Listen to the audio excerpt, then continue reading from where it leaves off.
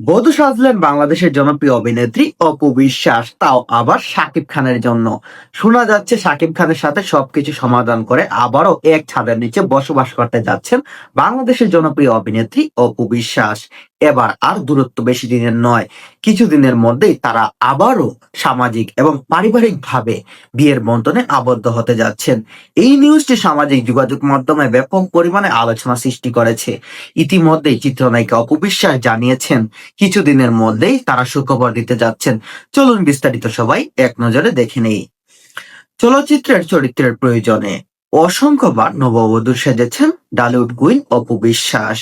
তাছাড়াও বিভিন্ন ব্র্যান্ডের ফটোশুটে এমন রূপে ধরা দিয়েছেন তিনি। তারই ধারাবাহিকতায় ফের বধূ সেজে ফ্রেমবন্দি হলেন এই অভিনেত্রী।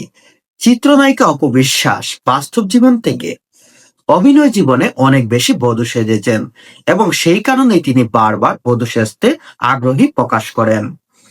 সোমবার 2 অক্টোবর রাজধানীর আফতাবনগরের আলিফস মেকআপ স্টুডিওতে বউ সেজেছেন এ নায়িকা। পার্লারটির ফটোশুটে অংশ নিতে অপু বিশ্বাস বধূ সেজেছেন বলে জানান প্রতিষ্ঠানটি কর্ণধার আলিফ। 2 অক্টোবর রাজধানীর একটি আফতাবনগরের একটি মেকআপ স্টুডিওতে চিত্রনায়িকা অপু বিশ্বাস বধূ সেজেছিলেন।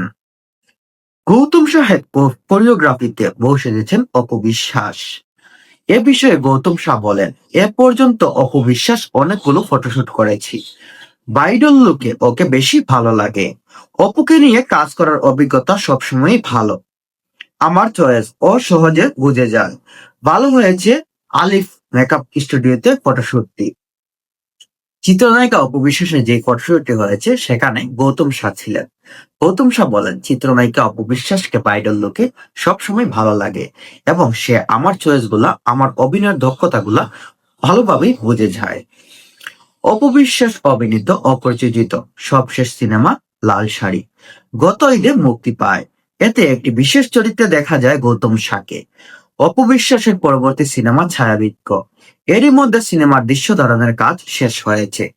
চলতি বছরেই মুক্তির পরিকল্পনা করছে বলে জানান এ নির্মাতারা। অপু বিশ্বাসের পরবর্তী সিনেমা সেখানে ছায়াবৃক্ষ, সেটি এই বছরই মুক্তি পেতে